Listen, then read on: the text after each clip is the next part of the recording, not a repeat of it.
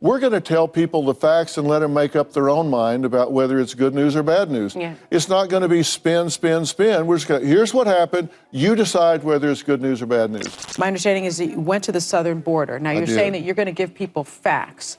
What did you take away from that experience, and what kind of reporting are you going to be bringing back from that experience? We are using American tax dollars to ship children into known real people, talking about real challenges, looking for real solutions. Damn, is Dr. Phil getting red-pilled? Hey fam, welcome back to One and Done. We got a great one for you today. Dr. Phil, is he out there red-pilling the cackling hens from The View? And he's got some exciting news coming up later in the video. Does he have a plan to red-pill the country? Is he going to be spreading that truth serum? Well, we're about to find out. Stay tuned as Dr. Phil chops it up with The View and then also Joe Rogan. Without delay, let's roll that tape. So last year, you aired the final episode of the Dr. Phil show after 21 seasons. 21. So, Yeah. So what have you missed the most about being on during daytime? Well, you know, it's not about what I'm missing, it's about what I'm excited about going forward. In daytime, you've got a certain demographic, as you guys know, because a lot of people are at work, and you guys are such a part of America's fabric that you get taped and people watch you when they get home, and I think they did with us as well. Yeah. But I'm excited to address men and kids that have been in school. And also, it's fun to go on late at night. I mean, at 8 o'clock, 9 o'clock. You can say things that Brian doesn't let us say at 11 in the Yeah, I know. morning. Exactly. I've already been getting some warnings about that. Dr. Phil, you were talking about things you're excited for. In April, you're launching an entire news and entertainment cable TV network called Merit Street Media. Now, you've built all new studios on a 5-acre campus in Texas.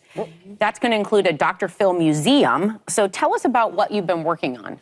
Well, this is a whole new network, and it's 5 acres under roof, and we're going to have like 4 hours of news every day. And I have a real novel aspect about this news part of it. We're going to tell people the facts and let them make up their own mind about whether it's good news or bad news. Yeah. It's not going to be spin, spin, spin. We're just going to, here's what happened. You decide whether it's good news or bad news. Now, this is something that I'm super excited about. Dr. Phil, he's going to red pill the nation and maybe the globe. I've seen some of his interviews on Joe Rogan and other things he's appeared on, and some of the later interviews on his own show, The Dr. Phil Show. There was one in particular that Candace Owens appeared on about affirmative action, and there was one with Jesse Lee Peterson who had the audience in absolute fits. So this is awesome. This is great. This is, you know, Tucker Carlson, Dr. Phil, Joe Rogan, all of these media giants, Elon Musk. They are starting to make moves. They're sick of the BS that's out there. But the interesting thing is that this is actually a cable network, so I'm assuming that he's still going to have online presence in some way, shape, or form. Let's find out. And my show is kind of the anchor in prime time, and I'm going to deal with the things I've always dealt with. Real people talking about real challenges, looking for real solutions. But those have changed to include social issues, right? Think about when I started, it was in 2002, the first text message had never been sent. Wow. Think about that. The first text message had never, ever been sent. And now we have to deal with, like 2008, 2009, the smartphone came out. Everything changed. And where everyone gets their news from. You're just to jump in here, when your network starts, you're hosting the primetime show called Dr. Phil Primetime. And for an upcoming episode, my understanding is that you went to the southern border. Now, you're saying that you're going to give people facts. What did you take away from that experience, and what kind of reporting are you going to be bringing back from that experience? I'll tell you a fact I took away. I talked to the head of all the border guards down there, the head of the union.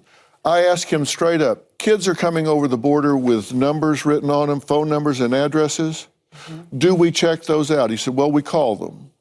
Is it possible that we're sending them into known prostitution rings or sweatshops? He said, it's not possible. It is absolute.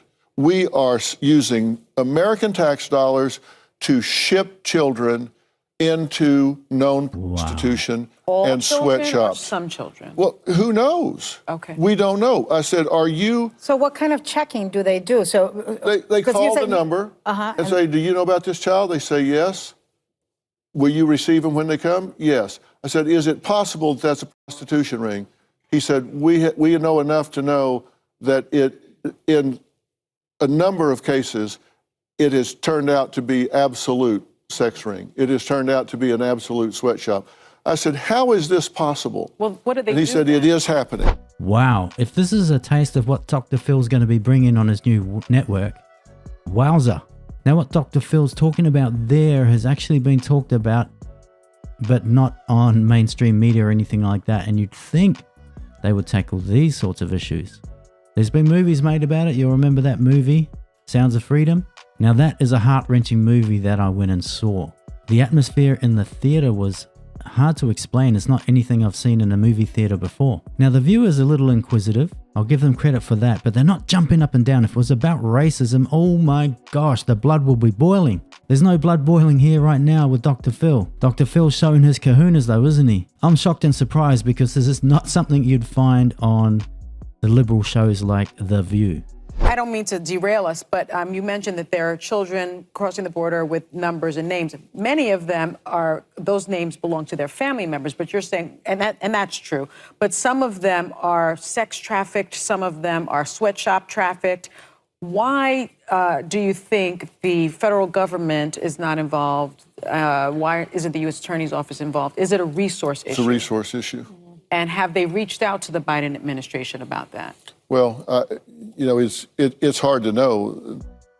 I don't think it's a resource issue at all. What it is a priority issue. They'd rather send that money to the Ukraine than deal with the border. That's what it boils down to. He could close that border with an executive order. No problem.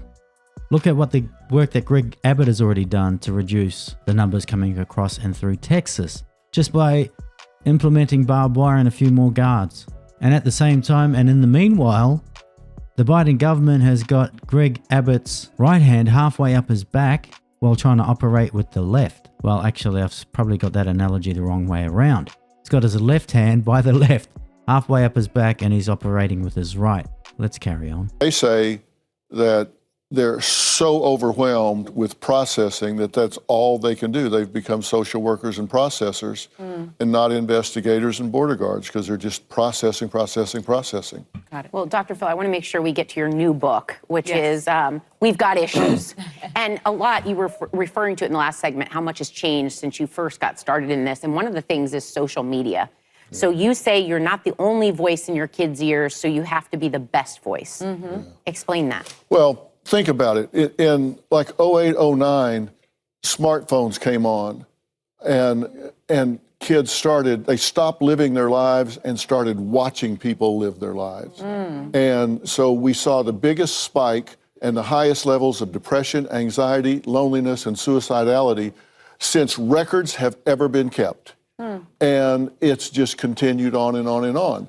And then COVID hits 10 years later, and the same agencies that knew that are the agencies that shut down the schools for 2 years.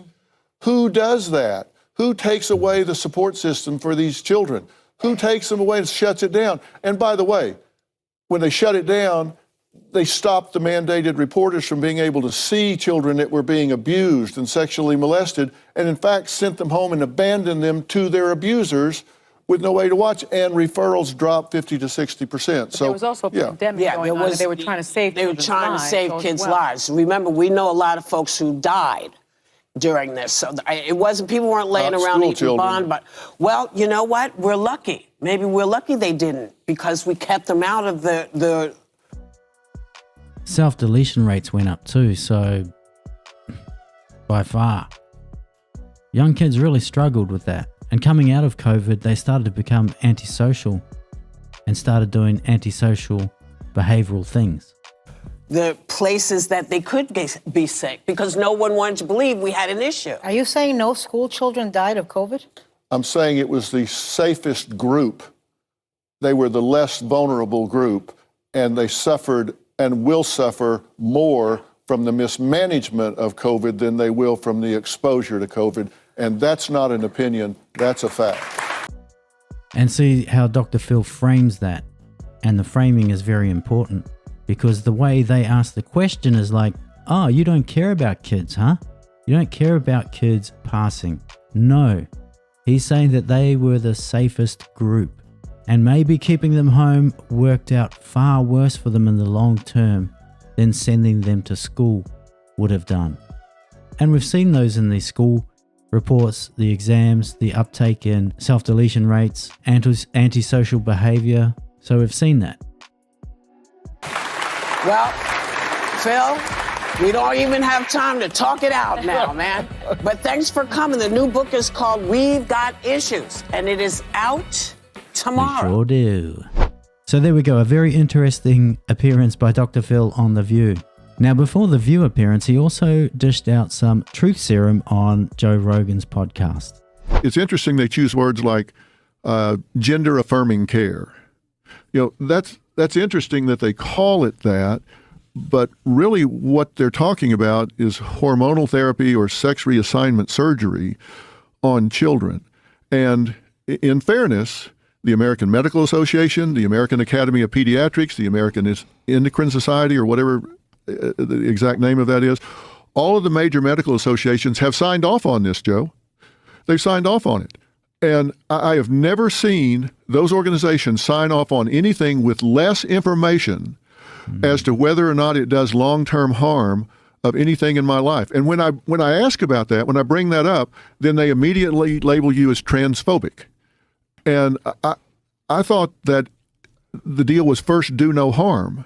And all of the European countries, you know, Sweden, Norway, they've all stopped doing it because they say, we cannot say in good conscience that this does no harm, because it does harm. If you look at the long-term consequences, if someone changes their mind at 10, 11, 12, 13 years old, they can't decide which pajamas they want to wear at night. And their reason for doing it is it stops this drive for suicide, that there's a suicide epidemic.